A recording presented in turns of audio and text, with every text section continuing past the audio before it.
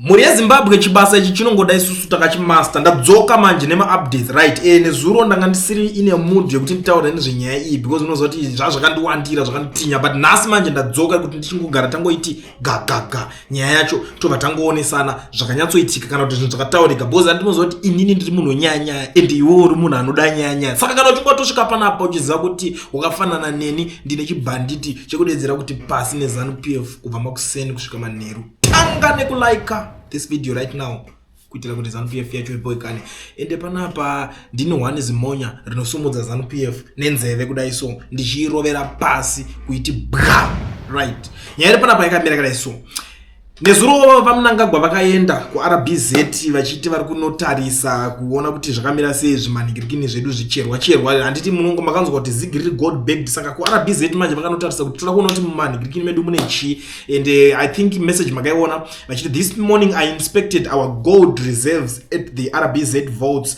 Zimbabwe has now surpassed the 3-ton benchmark, ranking 6th on the continent as global uncertainties grow. Our gold holdings strengthen the foundation of our national currency and economic sovereignty. I don't understand. In Zango, honestly, Zimbabwe has now surpassed the 3-ton benchmark, ranking 60th on the continent. 60th on the continent. So ndonya yange iri kundinyasondinetsa manje kuti alright takati ranking 6th on the continent. I don't understand because kana vachinzi continent patora nyaya dzeAfrica yese saka kuti mimi gold renyu riri reserves rapa number 6 but ndikakwanisa kupikisana nawo zvakanyanya. Itori something chekuti handisiri kutoziva. Handisiuziva kuti South Africa inenge iri kumberi kwayachi ana Egypt ana ni vese nyika dzimwe dzese dzine mari yadzo inonyatsoshanda zvekutodaro ana Botswana chipenzi Zimbabwe yarenga 6th in the continent nenyika dzese dziri muAfrica but it's a topic for another day. Iyo tozonyatsotaura nezvayo chinyadoti tinyatsodzigadzika nezvacho ndichishandisa chimonya changu chiri mubrain chimonya chekuti ndinoswera ndichidhayana neZANU-PF every day tichingova prove kuti amuchadiwe nevanhu ndo zvatete tichinyatsoita ndo chimonya chendenge chingovashandisira kuti amuchadiwe nevanhu. So panapa after vabudisa migirikini yavo yevakandikina kumakuseni vachitaura ndine zvinhu zvandakanotisa zvichitaurwa nemaZimbabwe maZimbabwe vanhu vekuti the way yavanojamuka inondifadza and I was so happy and so excited kuona vanhu vachitaura zvinhu zvakadai so kuti maenda kunigirikini ikoko so mumwe wekutanga ndiye akati you went to make a withdrawal. I don't know kuti ngari nigirikini kuita sei but right umwe ari panati look is the illustration gold mafia boss himself shutting around the reserve bank vaults like a pitcoat in a pawn shop, inspecting our gold reserves with that smug grin, probably counting how much more can smuggle to Dubai for his private jet fund. Unozoti nyaya dzacho dzinenge dziri kutaurika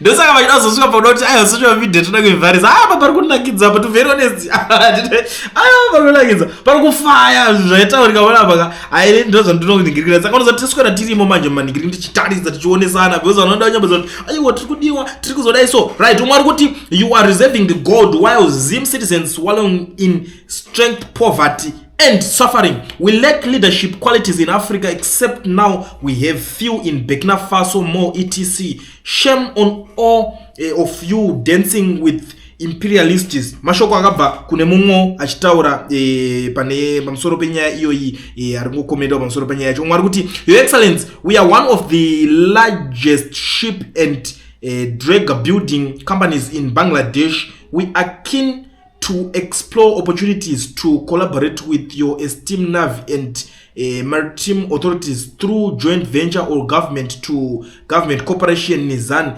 blah blah blah blah blah blah. Chimwe chava chakanda CV chakatayoregedza timbononzwa ikoko but handiri kuzangu zvakakandira CV iroro because ane zvimwe zvinhu zvaanga ari kuda kuedza kutaura but handisi kuzokwanisa hangu kuzopusha narrative yake yaanga ari kuda kuti anga achita se achipusha pamusoro penyaya iyoyi yekuti kuri kuendwa kuningirikini but handiri kuziva chandiri kunyatsoona panyaya iyi chekuti murume uyu akarara nebhutsu nezuro ndo zvinhu zvakaitika. Right, Mr. President, 3 tons is just worth 3/4 of does not even match the corrupt OPC TTM contract awarded to Sewiknel. If you are excited, 327 million worth of gold then you should be alarmed by the award of a 429 contract without going to 10D. Ndo mashoko ari kutaurwa nemumwe kuti yamuri kutotaura iyo itori shoma pane tender ari kupiwa nemumwe, but anyaya tender Chivhayo akati ndere fake, akabuda achizviramba. I think mese makazvionera achiti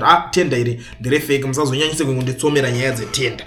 So I don't know kuti muchaita sei, but umwe ari kuti ko akambenge averenga 15 billion yemadiamonds ndiani, because this time tave kuziva kuti kugold ndimi mutungamiriri, saka tine evidence kuti iripo 3 ton no less reserves are good. Mumwe ari kubuda ari kusimbisana navo, havasi vese vari kuningirikana, vamwe vari kusimbisana navo, vamwe vari kuningirina, but inini ndeda kunyatsoti tinyatsoratidzana pavanenge vachidhaiwa kuprova point yekuti hamuchadiwe nevanhu. Ndozvo ndinenge ndichingoda chete kuningirira. Nini zvimwe zvakawanda handinyanyori nenazvo stereki, ndinoda kungoprova kuti aiwa hamusi kudiwa mudhara, vanhu havasitombonakirwa, because zvinhu zvacho izvi hazvina kwazviri kutaurirwa kana kunga kakuti munozoti zvoutaura kuzviona kupi, because zvandikutotaura ndikutozviwana pavari ivo vapedza kutaura vachipindurwa nevanhu, just that vanhu ava havazokwanise kutaura ari mavoice notes kana chika chekuti taiva tangonyatsoplaya mungoita zvekunzwa ikoko, but ndosaka tiripo hatina kana nungo dzekuti tiswere tichiningirikina